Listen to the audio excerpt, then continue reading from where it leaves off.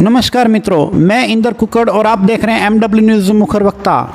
आज विशेष चर्चा की कड़ी में बात करेंगे राजस्थान सहकारी कर्मचारी संघ जिला हनुमानगढ़ के जिलाध्यक्ष राजकुमार जी शर्मा, जो कि प्रदेश के संयोजक भी हैं। इनसे जानेंगे अनेक समस्याएं सहकार कर्मियों की, चाहे वो व्यवस्थापक हो, चाहे वो सहायक व्यवस्थापक हो, चाहे वो सेल्समैन हो या अन्य कर्मचारी हो, सब अनेक समस्याओं से जूझ रहे हैं। जो समितियां सक्षम हैं वहां तो सैलरी फिर भी मिल रही है, लेकिन अनेक ऐसी समस्याएं हैं जो सहकार कर्मियों को सैलरी तक भी नसीब नहीं हो रही है अनेक समय से। कई तो ऐसी समितियां हैं जहां पर कई सालों से वेतन भी नहीं मिल पा रहा और वो अपने व्यक्तिगत गुजारे से समय व्यतीत कर रहे हैं। आज हम उनसे जानेंगे कि अब जिले के हनुमानगढ़ जिले में एक मीटिंग का आयोजन 1 नवंबर को किया गया है और जिला मुख्यालय हनुमानगढ़ जंक्शन में जाट धर्मशाला में हम चर्चा करेंगे कि आखिर एजेंडा क्या है और क्या राजकुमार जी की योजना है जिस पर वो सहकार कर्मियों के भले के लिए कुछ ना कुछ करने की योजना बना रहे हैं। अगर समस्त जिले के सहकार कर्मियों ने उनका साथ दिया तो वो अनेक समस्याओं का निस्तारण करवाने का भरसक प्रयास करेंगे। तो बात करते हैं राजकुमार जी शर्मा जी से। तो राजकुमार जी, आपका बहुत बहुत स्वागत और अभिनंदन हमारे चैनल में। पहले आपका मैं धन्यवाद जो मेरा आप सरकार तक और हमारे जिला कलेक्टर और हेड ऑफिस तक हमारी बात प्रबंध संचालक महोदय को पहुंचाओगे, उसके लिए कुकर साहब आपका धन्यवाद। मैंने जाट धर्मशाला में 1 नवंबर को जो मीटिंग रखी गई है वो हमारी सहकारी कर्मचारियों की समस्याओं के संबंध में रखी गई है। कैडर की जो समस्या वेतन नहीं मिल रहा है, वो कैडर के लिए सरकार में फाइल वित्त विभाग में पड़ी है। उस वित्त विभाग की फाइल को निकलवाने के लिए हमने बार रजिस्ट्रार और मंत्री से और CM से लेटर लिखे, लेकिन आज तक वो फाइल वित्त विभाग में ही पड़ी है। उसके लिए हम पूरा जिला और पूरे स्टेट में उसका मतलब एक तरह का मीटिंग बुला के स्टेट की और उस वित्त विभाग की फाइल को निकलवाने के लिए भरसक प्रयास करेंगे। दूसरी बात, अब सरकार ने स्क्रीनिंग के आदेश कर दिए हैं और हमारे ज़िले के अंदर स्क्रीनिंग अभी तक नहीं की गई है। दूसरे ज़िलों में स्क्रीनिंग हो रही है। ये भी अब उस दिन मीटिंग के अंदर एजेंडा होगा भी हमारी स्क्रीनिंग MD साहब से पूछा जाएगा क्यों नहीं हो रही है, जबकि दूसरे ज़िले जोधपुर में हो चुकी है, अजमेर में हो चुकी है। और वो कह रहे भी किसी मैंने फ़ोन से पूछा था, उन्होंने कभी कोर्ट में कोई गया हुआ है अजमेर से बूंदी से गया है, तो वो अजमेर में बूंदी का मसला है, नहीं कि कोई हनुमानगढ़ का मसला है।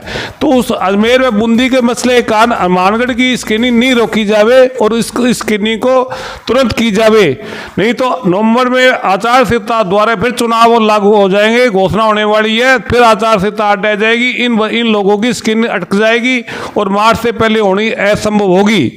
तीसरी मांग ये है कि सरकार किसानों जो सदस्यों को लोन दिया जा रहा है उसमें बीमा राशि इस बार फिर कट रही है। वो भी मैंने MD साहब को अवगत कराया था, लेकिन अब सभी साथियों के मीटिंग में बात कर सभी की राय लेकर और बीमे की राशि के बारे में भी जिला कलेक्टर को और रजिस्ट्रार को लेटर लिखेंगे। अब बीमा की राशि के बारे में सुनो भाई, पहले पिछले सीजन काट ली गई थी और 2023 तक की, उसके बाद में 24 तक की होल्ड कर ली गई थी। अब बताओ 3 गुना बीमा राशि सरकार ने कर दी। 60 वर्ष से ऊपर वालों की 40 रुपये 17 पैसे है। उसके साथ में भी अब 75,000 से लोन वालों को हेल्थ सर्टिफिकेट मांगते हैं। तो अब बताओ वो 75,000 से अधिक उम्र वाले हेल्थ सर्टिफिकेट सदस्य से मांगते, नहीं कि डॉक्टर से मांगते। और सदस्य चाहे वो बीमार है चाहे नहीं है, वो अपना हेल्थ सर्टिफिकेट स्वास्थ्य सही प्रमाण पत्र देता है। जब सर्वेयर कल को उसका क्लेम के लिए जांच करने आएगा तो घर वाले उसके पूछेगा तो वो कहे भी बीमार चल रहा है तो उसका क्लेम रिजेक्ट हो जाएगा। तो मेरी ये प्रार्थना होगी कि एक तो ये बीमा राशि हटाई जावे, स्वैच्छिक की जावे, न कि अनिवार्य की जावे। दूसरी, यदि बीमा राशि सरकार बीमा करना चाहती है तो सरकार अपने पैसे से करे और उसमें ये हेल्थ सर्टिफिकेट की जो अनिवार्यता है वो हटाई जावे, जिससे काश्तकारों को फायदा उसके, समिति को फायदा उसके, वरना समिति का लोन भी कम हो रहा है और काश्तकारों का बीमा भी पूरा नहीं हो रहा है। तीसरी मांग होगी, आज खाद की समस्या आ रही है, भयंकर समस्या आ रही है, यूरिया भी नहीं है, डीएपी भी नहीं है।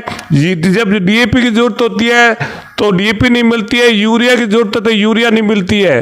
तो ये भी एक हमारी भारी समस्या। इसके बारे में मैंने एमडी साहब से और डीआर साहब से भी कई बार निवेदन कर दिया कि यदि क्रिप को अपनी पूर्ति नहीं कर सकती है तो आप आईपीएल या चंबल प्राइवेट से अपना रिजर्वेशन समितियों के लिए रिजर्व कोटा करवाया जाए, जिला कलेक्टर के माध्यम से या एग्रीकल्चर डायरेक्टर के माध्यम से। इसके लिए भरसक प्रयास किया जावे, क्योंकि अपने इफको क्रिप पर डिपेंड रहते हैं, तो इसलिए इनका रैक नहीं लगने के कारण अपने को सीजन के अंदर खाद नहीं मिलने से गाँव वालों को बड़ी दिक्कत होती है, समितियों को नुकसान हो रहा है, खाद का पीक टाइम निकल जाता है, समितियों को आमदनी कम हो जाती है।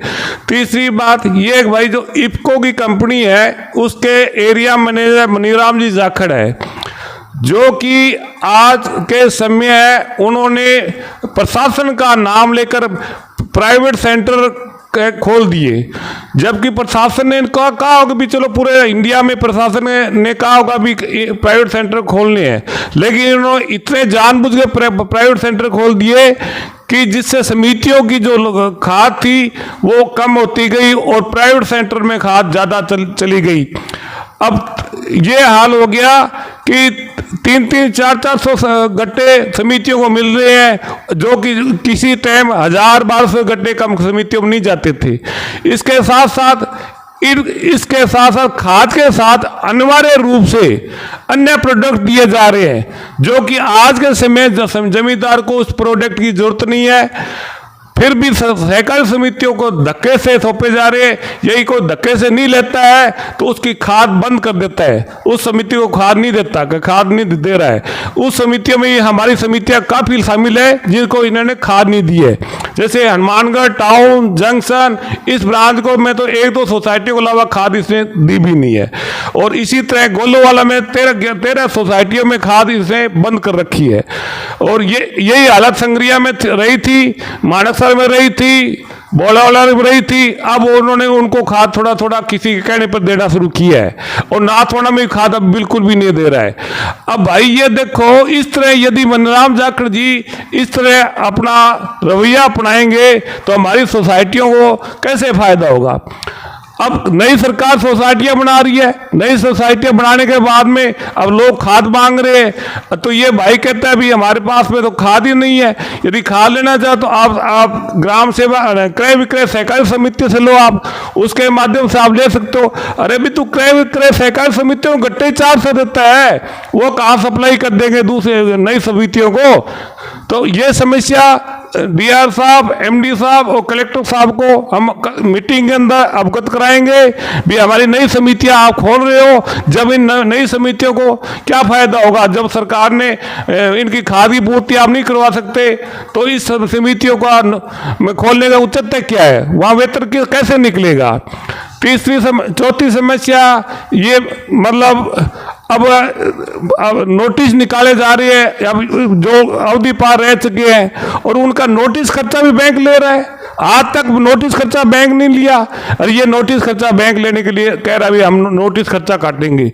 तो इसके बारे में ये एमडी साहब को उस मीटिंग के माध्यम से हम मांग पत्र देवेंगे। मांग पत्र में नोटिस का खर्चा बैंक समितियों से नहीं लेवे। बैंक जो नोटिस निकालने वाला अधिकारी है वो गवर्नमेंट का होता है, वो समितियों का भी अधिकारी वही बैंक का है। इसलिए मेरी निवेदन है कि समितियों को आर्थिक हानि न पहुंचाए। अब नोटिस खर्चा तब लेना चाहिए जब बैंक की कोई कार जावे, जीप जावे, वो तामील करा के आए तो वाजिब बनता है। जब वो वहां से कोई गए नहीं तो नोटिस खर्चा किस चीज का। चौथी बात यह है भी आज तक मिनी बैंक में पीछे 50% मार्जिन दिया जा रहा था। अब 3-4 सालों से इन्होंने मार्जिन बंद कर दिया, उसकी जगह 0.25 कर दिया। फिर भी हम लिखते रहे, कहते रहे, लेकिन अब हमें महसूस होने लग गया अभी इस मार्जिन से हमारी समितियों को हानि हो रही है, क्योंकि अब मैं 20-30 किलोमीटर से जो भी वेस्ट डिपॉजिट बैंक में लाता है उसका 0.25 से खर्चा हो जाता है, किराया बड़ा लग जाता है, उसका स्टेशनरी खर्चा लग जाता है। तो उस फायदे क्या है, मिनी समिति को कोई फायदा नहीं है मिनी बैंक में डिपॉजिट रखने से। तो मेरी ये निवेदन रहेगा कि 0.50% किया जाए जो पहले चल रहा था, जिससे समितियां मिनी बैंक का डिपॉजिट लाने के लिए व्यवस्था बहुत भरसक प्रयास करेंगे। इससे समितियों का कुछ खर्चा भी निकलेगा और कुछ स्टेशनरी खर्चा भी निकलेगा।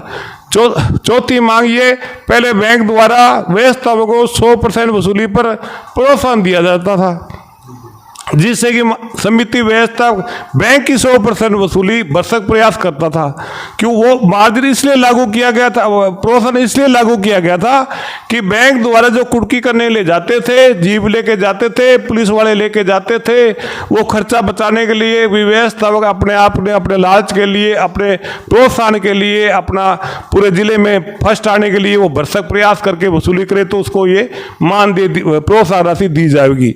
ये हमारी प्रोत्साहन मत्स्य राशि जाट हनुमान गंगाराम में एमडी आए थे, उन्होंने ये योजना लागू की थी। उसके बाद कंटिन्यू चल रही थी और 10,000 रुपये तक भोमाराम जी एमडी आज थे, उन्होंने जाते 10,000 रुपये प्रोत्साहन राशि हमारी करके गए थे और उस प्रोत्साहन राशि को अब 2 साल से बंद कर रखी है। तो मेरा एमडी साहब से यही निवेदन होगा कि बैंक की वसूली करने वालों को जो अच्छे व्यवस्थापक है, जो बैंक की वसूली करते हैं धूप में फिर कर जैसे भी है, तो उसको ये मानदेय के रूप में प्रोत्साहन दिया जाए, जिससे उसका उत्साह बढ़े और बैंक की वसूली 100% हो। बाकी मेरी मीटिंग में जो भी व्यवस्थापक 1 तारीख को आएंगे साथी सहकार कर्मी, वो जो मुद्दे रखेंगे वो भी मुद्दे हम एमडी साहब के लेवल के होंगे तो एमडी साहब को बताएंगे, सरकार लेवल को होंगे तो सरकार लेवल को बताएंगे और जिला कलेक्टर लेवल के होंगे तो जिला कलेक्टर को बताएंगे। तो मेरी सभी साथियों से निवेदन है, 1 नवंबर को सभी जिले के साथी जाट धर्मशाला मीटिंग में अवश्य पधारे, जिससे अपनी समस्याएं को सरकार तक, जिला कलेक्टर तक और प्रबंध संचालक महोदय तक पहुंचाई जा सके और अपनी इस समस्याओं का निवारण कर सके। जय सरकार। ठीक है जी, बहुत बहुत धन्यवाद। तो ये हैं राजकुमार जी शर्मा, पैक्स कर्मियों के जिला अध्यक्ष और साथ में हैं प्रदेश के संयोजक। तो सब अनेक मांगे हैं, अनेक समस्याएं हैं सहकार कर्मियों की, जिनको दूर करने के लिए एकजुट होना बहुत आवश्यक है। अगर एकजुट नहीं होंगे तो इन समस्याओं का निस्तारण कैसे होगा। तो सभी से यही इन्होंने अपील करी है कि समस्त पैक्स कर्मी, चाहे वो सहायक हैं, चाहे व्यवस्थापक हैं, चाहे सेल्स कर्मी हैं, सभी सहकार कर्मी हैं, सभी की समस्याएं हैं। तो इन समस्याओं का हल तभी होगा जब मीटिंग में पधारेंगे। तो इन्होंने मीटिंग में सभी को पधारने की अपील की है और अनेक समस्याओं के बारे में जानकारी भी दी है। अगर किसी और की अन्य भी समस्या है तो उसको लेकर साथ में आवें। तो ठीक है जी, MW न्यूज़ मुखर वक्ता में समय देने के लिए बहुत बहुत धन्यवाद।